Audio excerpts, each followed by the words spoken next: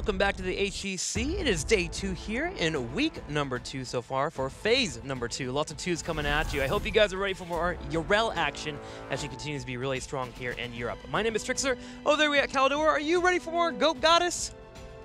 Are we calling her the Goat Goddess now? Did Lana convince you? We're figuring it out, man. I'm still on the Goat Girl train. Goat Girl, Goat Lady, Goat Goddess. She brings them all here, man. Greatest of all time. We'll figure it out. She's been doing pretty well so far. We'll see if that trend continues. As we look at the standings, Team Liquid will be playing today, but they continue to reign supreme here with a 2-0 and may want to try and get that 3-0 here to step up over Dignitas as they continue to get their wins. Later on, we'll be looking at the bottom of the standings, though, as Granite Gaming and Zealots will be facing off.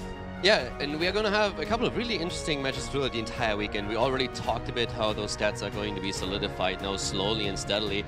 And as you said, especially later on when Granite Gaming faces off against the Zealots, that's going to be a bit of a relation about this power level that we are seeing here. Since Zealots seem to struggle, Granite Gaming seem to become a bit stronger, but they still lost. And of course, the big question is who's going to take that match, because this is going to be an indication of where those two teams will end up towards the end of the season, what kind of season they're going to have here.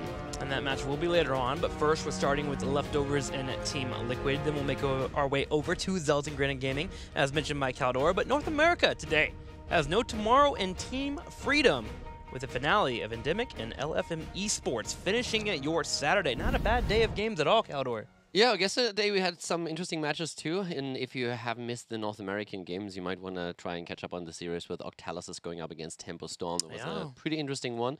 It went down to the wire, so some interesting games, and also proved again the Punishers can be pretty strong. Well, heading into the series today, we have Leftovers and Team Liquid facing off. Let's go ahead and get with the players here as they drop insight on you guys at home.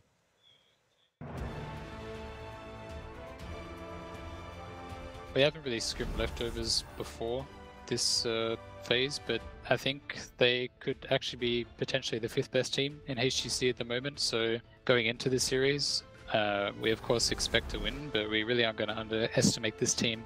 I expect big things from them this season, actually.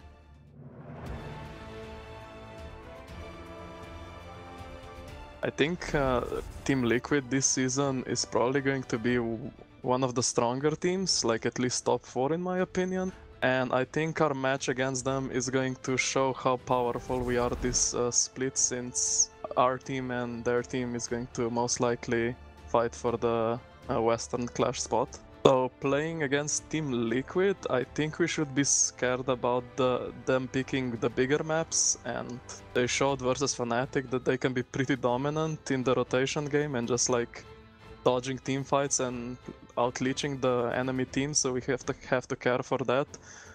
And I think the series might actually be pretty interesting. It could be like a 50-50 or like maybe a 55 for Liquid, since everyone like roots for them.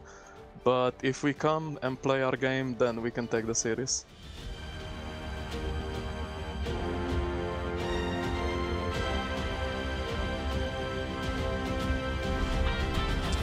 Last week, Team Liquid was able to get 2 big wins. Now, of course, they did go to Game 5, as we saw. But Team Liquid also pulled out the Vikings, and we also saw the Vikings the second time yesterday with Dignitas. Is there a chance that we could have the 3rd Vikings this weekend from Team Liquid? I mean, there's always a chance, especially when you're having Abathar on the other side. So Liquid heads into the series as the favorite, of course. But at the same time, personally, I want to see how they perform here today, since both of the series that they played felt close, especially the Fnatic series, of course. But even the first one that they played against the Monkeys, they won with a 3-1, but it felt like it could have been a lot closer than that. And with Liquid, there's always that little shadow of a doubt when I think about them. The Liquid curse. Yeah, it's just simply because they performed so well for so long, and then all of a sudden, when it comes down to the wire, when we're closing in on the offline events, they seem to fall short a bit. So they had problems in the past after performing really well to perform on a very stable and constant level. Consistency is just a bit of an issue with them. And I want to see today if against Leftovers they can get a clean win, since we oftentimes talk about, hey, are they adapting a little bit to the opponent's level, and are they able to just bring the consistency that they really need to not only go to an offline event, but also perform well there. A lot of experienced players, and a lot of fans out there cheering for them. Yeah. But now they kind of have to prove it, because they had so many attempts, so many new rosters, new ideas, new identities, where they came in, they changed the shot caller, they went to Billy, they went to Eternal, and they have to finally deliver on that. And so far they've done it. but they just have to be consistent about it. Well, let's let the proving grounds continue as we start this best-of-5 series. Game number 1 has been chosen in terms of battlegrounds, as we'll be going to Volskaya Foundry. Leftovers will have the choice here, as Team Liquid will have first pick. Braxis Holdout and Sky Temple will not be played in this best-of-5 series. A couple of things to consider as we head into this match here. For Leftovers, I'm actually wondering if we're going to get linked on Rhaegar. Rhaegar was a character that he loved when Leftovers initially came into the HGC, and they eventually built their way up and tried to make sure not to put him in the draft so much. But with his recent changes coming out there, I'm expecting Rhaegar to show up for Linked. Linked was for a long time, I don't want to say a Rhaegar one trick, but it was definitely the hero where he excelled at the most. His bread and butter. That was the case for years. He was absolutely outstanding on Rhaegar, and then Rhaegar slowly fell out of the meta, and as they came into HGC, they were still holding on to that pick for a long time. It was first pick for them for a while. And then moved away from it, exactly. So now they might go back to him again, since Rhaegar has been buffed slightly. But also when it comes to maps, not really a big surprise here. This is a trend that you're going to see through the regular season. We have teams that just simply ban out certain maps, and that's true for Team Liquid so far, and also for Leftovers. Leftovers have, every time that they played, banned out Sky Temple. Today is no exception. And for Team Liquid, we're seeing continuous bans on Braxis. Makes it a bit easier to scrim, makes it a bit easier to prepare for the rest of the maps if you have one consistent ban and limit the map pool that you're practicing on. Team Liquid opens up with a Genji ban. Genji, Tracer are highest bans as mentioned by Caldor Stats. You can check those out on Twitter. Been being banned pretty often here in Europe. You might see the Abder slip in here and there based on macro games like Towers of Doom, Cursed Hollow, but Tracer wouldn't be a bad ban here for Leftovers. However, they may want to consider keeping her up if they're able to get her on that 1-2 pick. DAB is always willing to run Tracer. I don't think that you can leave Tracer here, because Liquid knows, of course, how strong DAB is on Tracer, so this is probably a thought process for Leftovers here as well. I don't think that Team Liquid would gamble around that. If Tracer is not banned out by Leftovers, Team Liquid would pick it. Not only because she's fantastic, but also because they're trying to make sure that the AB doesn't get the hero. Now our traditional first picks. Lately, we've been seeing a lot of Urel, especially yesterday. Will Team Liquid consider her as one that you want to move into? Do we want to go into our supports? Decker, Kane, Malfurion have been really important as of late for our teams. Urel is definitely interesting now. Currently, we're seeing her with 8 wins and 2 losses. That includes the 2 games that were played last week. And yesterday was also a day where we suddenly saw Phoenix getting a bit slammed into the ground. I mentioned initially when we were heading into our second play day that Phoenix was sitting at 8 wins, 2 losses, and 80% win rate. And Phoenix hasn't won a single game yesterday. He was 0-5. It was actually pretty crazy. So now currently we have him at a 53% win ratio. We're still very, very early in the season in Phase 2 here.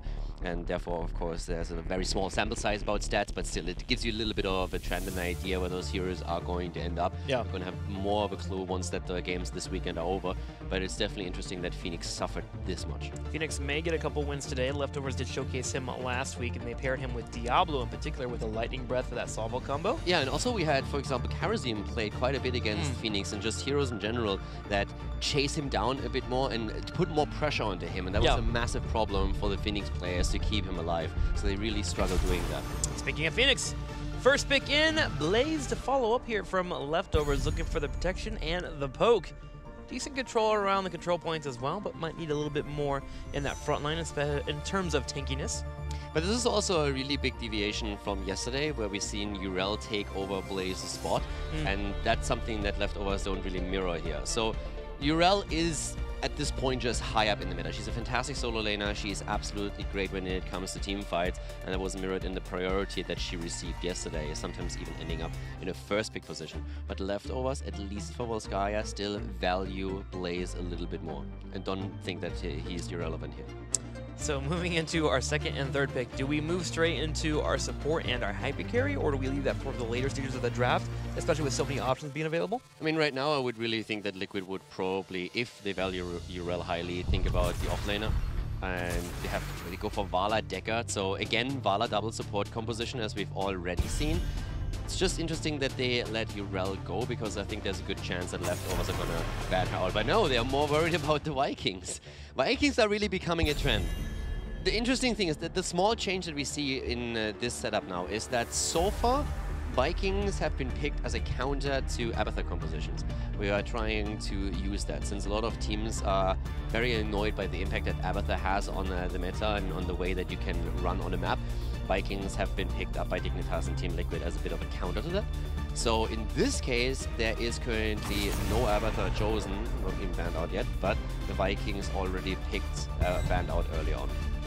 And I'm wondering personally if that's a bit of an indication that Leftovers are even thinking about an avatar pick, but I would very much think so that that's not the case considering that draft. Yeah. But it's interesting that the teams are now so worried about the potential Viking pick on Team Liquid's side again, as they were in the past, that avatar, no avatar, they're still going for the ban. It's still nice. That is definitely still a niche available here in Heroes of the Storm. Volskaya Foundry, Towers of Doom, and Cursed Hollow are now maps that you should consider the Vikings possibly being picked up here in competitive play, which I really enjoy seeing.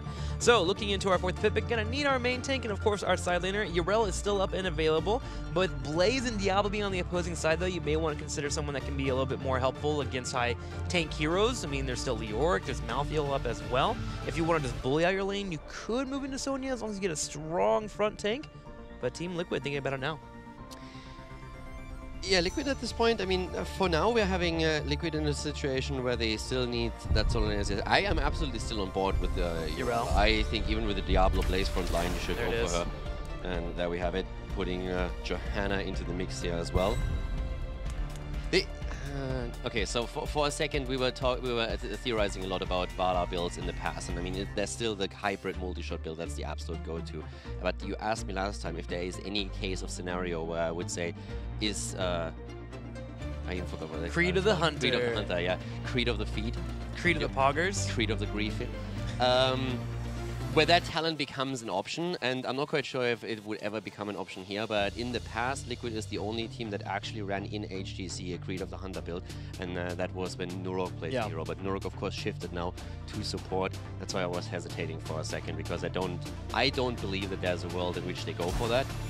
But in the past, it's only them who pull it off once. Well, with Maiev getting picked up and Diablo being there, Creed the Hunter definitely become a little bit more difficult to actually pull off. You put yourself at risk of being pulled in or even comboed by Diablo. So expecting not to see Hirta, especially with Arcaner. We'll see how this pans out. But the double support Valla, the last couple days in Europe, seems to be back.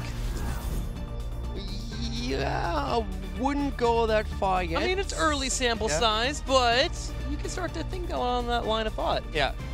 She is just insanely squishy. That's her biggest problem, and that's what she is suffering the most, that her hit point pool is so low that she can get sniped really easily. That's why you need the double support when you're trying to run her. But we've seen Shrimpy dabble in Valla a little bit, trying to bring her back at the end of Phase 1, 2018. We've seen Dignitas play the hero now just yesterday, once in that Vikings composition, and now we're having Team Liquid trying their hands on her as well. So there are definitely ways where you can bring Valla back in, especially if you're looking for an auto-attacker composition, and Tracer has been banned out, and since Tracer is the most popular ban right now, most of the time you have to rely on a different auto-attacker. I mean, in terms of looking at drafts, though, you look over at Leftovers, and they can force fights well. They also have that Diablo combo into the Salva that we saw last week that they pulled off together. I actually really like their draft. I kind of lean towards them a little bit here going into Volskaya Foundry. I have to say that I really like the way that Leftovers have presented themselves so far. On a individual skill level, you would still give the edge to Team Liquid. And Liquid, while having macro problems on the first play, they really made sure that they improved on those issues against Fnatic, where they completely out-macroed Fnatic on a lot of maps. But right now, this is a different story, as we're heading into game number 1 of Volskaya Foundry. And to the left side, we have the Leftovers playing with a Linked on the support. Malfurion and Blakidney on the other hand, currently on Maiev. Polyboss is playing Blaze, Mopsio of course in the main tank role on Diablo, and DAB is playing Phoenix. On the right side, was that a Banjo? Nurok on Deckard, Asuab's on Tassadar, Eternal on Yrel, Sport Billy on Johanna, and Arcaner on Valla. What played that sound? What was that? I don't know. What was this name of that show? The Billy Hill show, or whatever that is? The Benny Hill. Yeah. Benny Hill. Yeah, that's kind of the sound that I associate with that immediately. That one's more like a chasing scenario. That was more like a Gumba type of sound. Oh, hang on. Maiev goes out. Thinking about maybe go for the engage, but Team Liquid sets up pretty darn well. And they're just going to go straight for wave clear. Immediately heading straight to the top lane. Now, the important part with Liquid is that they really showcased against Fnatic how strong their macro game can be. And that was a bit of a relief for everyone that watched their earlier series against the Monkeys. because in that series they had a bit of a problem closing out games and making the right calls in the late game, especially when you think back on the core call on Cursed Hollow against the Monkey Menagerie. That's where it kind of showed that they might need a little bit more time to establish a more of a synergy as a team.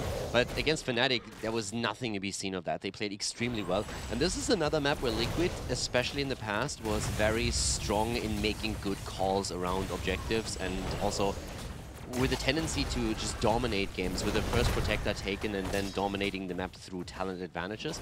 So this is definitely a map where I personally was a bit surprised that it was chosen by Leftovers, since Liquid is so strong here. But Leftovers have a lot of confidence heading into Phase 2 of 2018.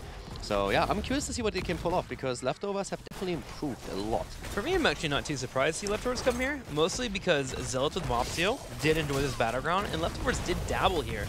They were a little bit special when it came to their drafts. Remember, we had Nova on this battleground, etc., but they would try to play it. Speaking of an engage here, Team Liquid trying to force fight here in the top left corner, but Ponyboss comes in from the side, gets a huge Jeppa potion, and they find Vala, and they can find another. Leftovers come out swinging, they get 2 kills, and they take the healing pulse. Double kill for the Leftovers, and they nearly take a third as well. That was actually fantastic. Tassadar barely escaped, and it all came down to Ponyboss with a fantastic flank. That jet propulsion from Blaze as he's sneaking in from the side was absolute money. He was perfect in that spot. They locked everyone down, and then the damage output just wrecked Liquid. That's not the start that Liquid was envisioning here. Half a level behind.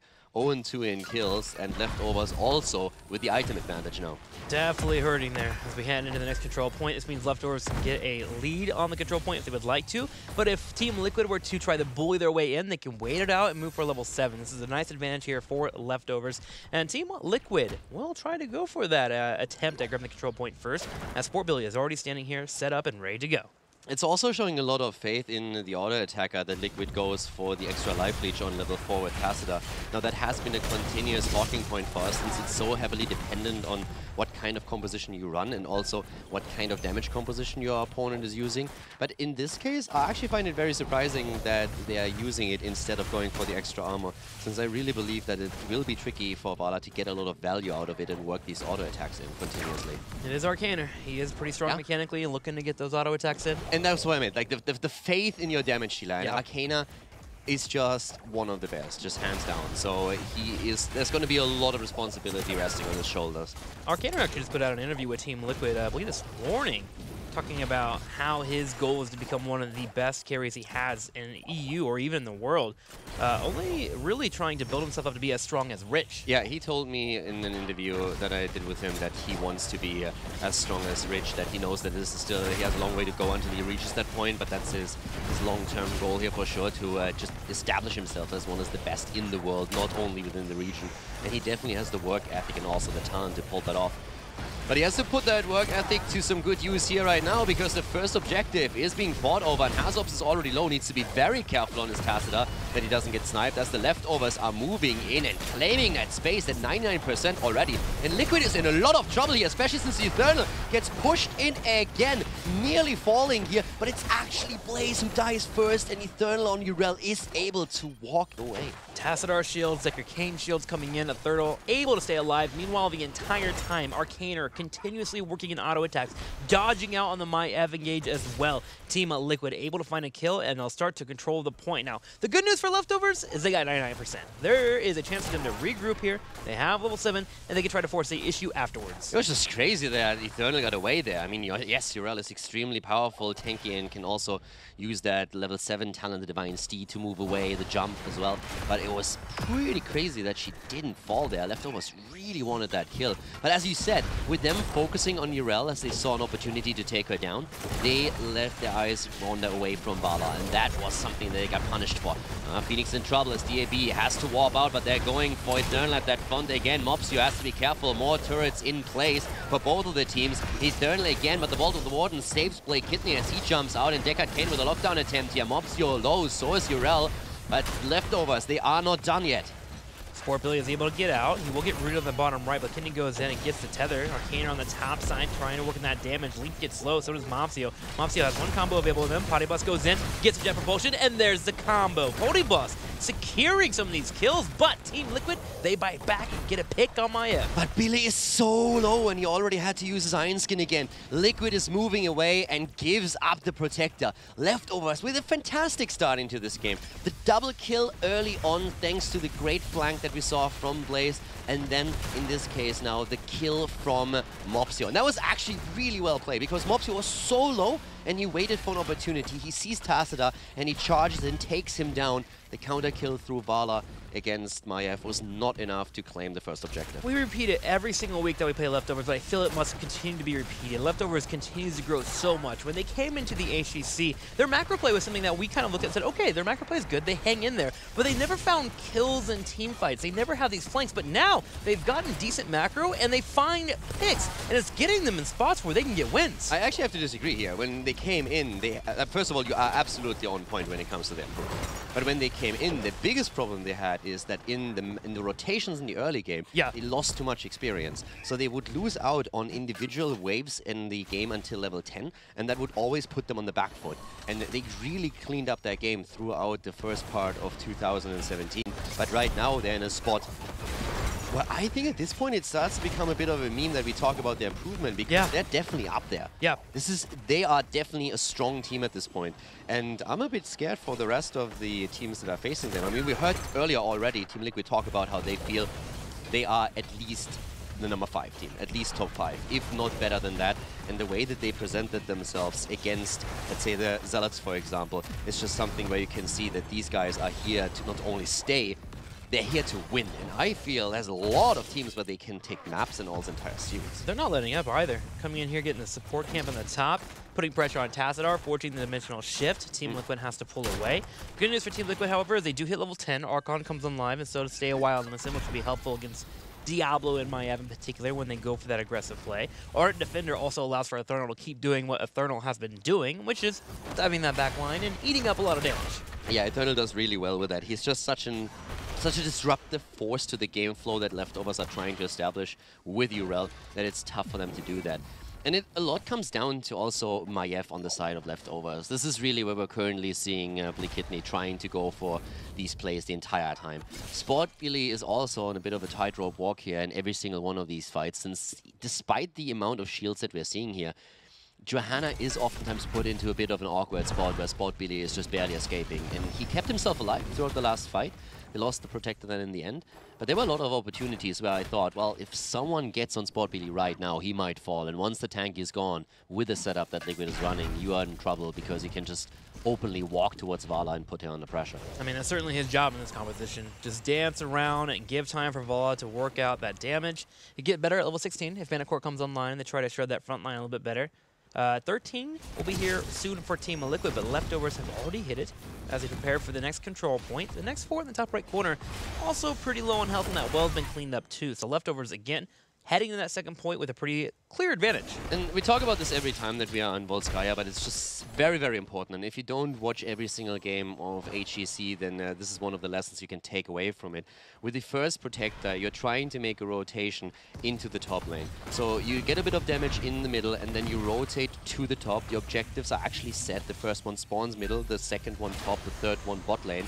So you want to prepare for the second objective already. The first Protector will put you in a position where you can get an advantage fighting over the second objective. So you're trying to use that snowball. And the most important play is that you take down your opponent's fountain at the top lane, so that when there's a long fight, they can't move back to the fountain and simply reset by topping off hit points and mana. In an ideal world, you take the fort as well, so that they have no retreat point where they can fall back and you can't chase them. But this is what Leftovers have done. So now they have that advantage. They don't rely on a talent lead, since Leftovers is currently on level 14, Liquid on 13.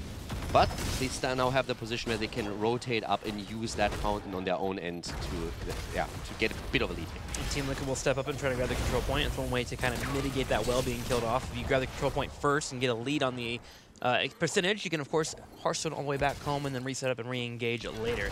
Team Liquid already doing well here, but Tacit already needs to be careful. Dimensional Shift comes out as he has to watch out for the combo. Maiev goes forward and drops the Warden Cage. Sport Billy all by himself in the top right corner. Salvo will come out, but stay a while and listen. We'll stop Leftovers in the tracks. Not really a big fan of the combo that was just used by Leftovers. That didn't get as much value as they were hoping for. A bit premature what we saw there, I think. But they still push Liquid back. And again, Liquid doesn't have a fountain here, so they just have to wait for Norok to top everyone off with that Arcane before they can re-engage again. And the early use cooldown might not quite have gotten as much value as they wanted, but it gives them now a chance to maybe use the combo even a second time during the second objective. They're actually setting up for items too. They have one turret currently on them. They sent Yrel to the bottom right to grab the second turret. We'll try to come up here and fight right before 16 connects, and that'll allow Team Liquid to have a couple more items, or one item actually, over their opponent, and maybe allow for them to get that fight they're looking for. And now look at the cooldowns here on the heroic abilities. 17 seconds for Diablo, 25 for Phoenix. So they used it early. It didn't get quite as much done as you would normally like to do, but because they used it so early in the objective, they will have access to it a second time. Johanna trying to hold the point while Eternal goes for a flank. He gets in the back line and goes for a big knockback as well. Arcaner has to step up, but he's done with Diablo here on the front line. Bunker being used by Leftovers to stay alive. Big jet propulsion coming out. However, at the same time, Phoenix gets picked. Yeah, and they're going completely wrecked here. Malfurion goes down, Phoenix and Blaze are dead as well. Diablo with a late lightning breath. At least Johanna has fallen, but now only Blakidney on the move back. Leftovers definitely with a fight that they didn't need to take there. The heroics were not there. They had no lightning breath at the beginning, and the salvo was also not ready, and they still had the fountain up. That was a completely unnecessary fight from their perspective. That if they win it, is fantastic and wins them the objective and also, of course, the healing pulse. But the smarter play would have been to just let it go, tap off at the fountain if you need to, and rely on your combo a second time during the fight. Now, Johanna may have fell, but Scorpio did a really good job holding down that point for as long as he could. Got a massive condemn outside of the bunker as well, grouping everyone up for that multi-shot to come in from a Team Liquid. And speaking of level 16, hitting Manticore is now online. This is where Vala becomes a terrifying force against the front line. Diablo will have to play safe. Yeah, also not forget about this last fight. Yrel wrecked them completely. Like, everybody was clustered on the point, and then Yrel starts jumping in, and through the Alto Peacekeeper, the damage reduction was already making it difficult for Leftovers to get any value, but they barely saved themselves by dropping a bunker. But as everyone enters the bunker, they're already so low that even with the extra armor, when they emerge from the bunker, they just get picked off one after another. So they just put another target point on their forehead there, and it just didn't work for them. This Yrel did so much there. Eternal had a field day with this. Team Liquid with the next Protector. Aim for the fort here in the middle, poking where they can on their opponent, keeping Vala nice and safe in the Protector. As Johanna goes ahead and kites away. Should see them rotate to the bottom side with the last few seconds of duration on this. Maybe put some damage on that front wall. Hang on though. Mobsteel wants to fight. Goes in for Eternal, tosses him to the side here. Does Eternal have his jump up? Yeah, Eternal should actually, but they are still fighting against the Protector. That's an issue. The slow is there, and Mopsio is in trouble. Yeah, moves away, but he's going to fall eventually once he goes out of the bunker. He's trying to escape, but the Protector shows no mercy there. The souls are gone, he goes down. Mopsio over chasing for Yrel. He allowed that turnaround, and now we have Blaze dying to double kill against Leftovers as Team Liquid is claiming kill number 6 and 7. Team Liquid is just controlling Leftovers and the bunker well, every single time trying to clean it up as quickly as they can, but also making sure their opponent is unable to escape away, and that nets them a couple more kills. They move forward and grab the turret. They look at the bottom lane. They have a full level over their opponent, and this will be instrumental as we head towards that late game and move in for another control point. Team Liquid, if they can take more forts here, can play for 20. Yeah, and they're going to try to. Linked is already getting wrecked here. He's down.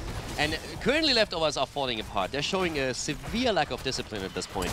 They're just staggering deaths. They're engaging into another fight as Blaze is still missing. Lose now Diablo again and Blaze. That's kill number 8 and 9 for Team Liquid. And also the engage against Yrel in the mid lane where Mopsio initially fell was just, if that's not Yrel, if that's Vala, yes, go for it. You can blow her up. But you're talking about Yrel here. She is not going to fall easily. So as long as there's a bit of time for Team Liquid to rotate with a Protector back into the middle, you're not going to take that fight. So Leftovers, definitely too aggressive, not disciplined enough at this point. And the massive lead that they had at the beginning of the game is now completely negated. Liquid punished them for every single mistake, and now they are about to head into level 20. Liquid turned this game around completely. And Farflight Quiver comes online at level 20 for Vala, which means she'll be even safer against her opponent. Diablo will have a hard time diving her. This is looking pretty hard here for Leftovers to make the comeback. They will go ahead and start setting up their lanes and work towards that level 20. Control point should be up soon. They shouldn't be able to engage that on equal talent, so they might have to give that up and then defend against a Protector. The thing is, can they handle a Protector going straight in the bottom lane this late? They don't really have the best Protector clear between Maiev. I mean, Phoenix can get up, but his range is a little bit too short there, and the Protector can jump on at any point. The power spike for Team Liquid on 20 is going to be insane in team fights, since especially the Farflight Quiver is going to make it very easy for Vala to get Manticore value. So she is going to attack from, like, she's going to get so much more value from every single auto attack, and that also gives her more synergy with Passida's level 4. We said earlier that it's a big question of how much pressure will be on Vala, how much can she work in those auto attacks, and especially with her level 20, that's not going to be a problem for her anymore at all. So that's going to synergize with her sustain that she gets granted from Passida and the damage through Manticore. And again, Liquid is not even waiting. With a level 20, they go in, they drop Maiev, they drop Blaze, and they are absolutely shracking Leftovers right now. They can just in the game now. Another slow comes out. Mafio just eating damage. You see Arcaner shredding through him, but Arcaner will turn his attention towards the core. 35 seconds up before we even have Maiev and Blaze on the field. The core starts to lose its armor. It gets shredded down with Infinite Archon here. Team Liquid can win the game.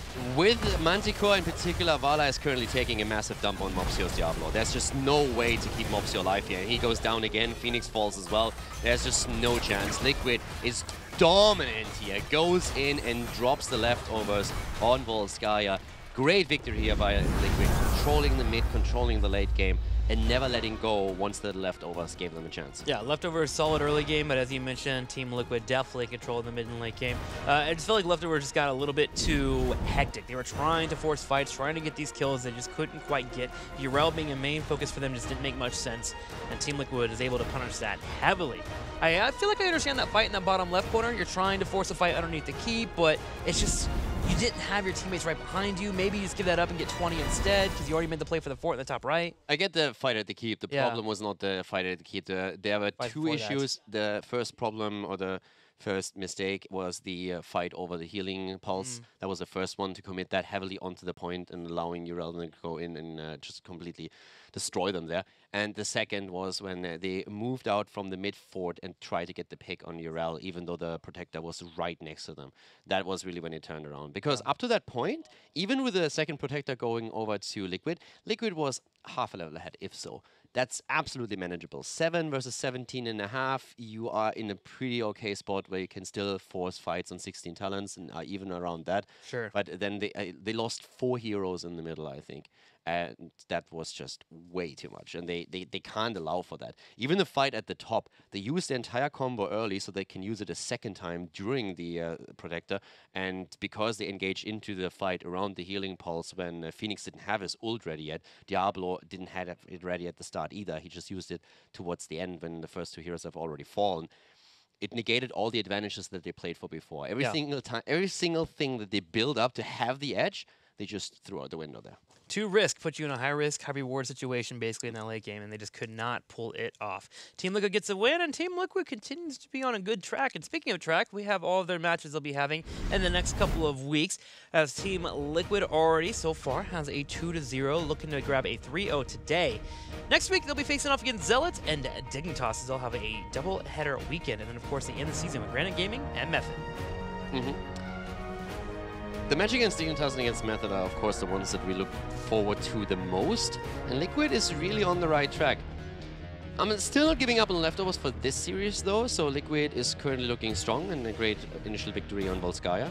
But Leftovers have shown, at least in the early games, some great plays. And if they can just be a little bit more disciplined and calm and collected heading into fights around the mid and late game, then I think Liquid might still have to work pretty hard for a victory here.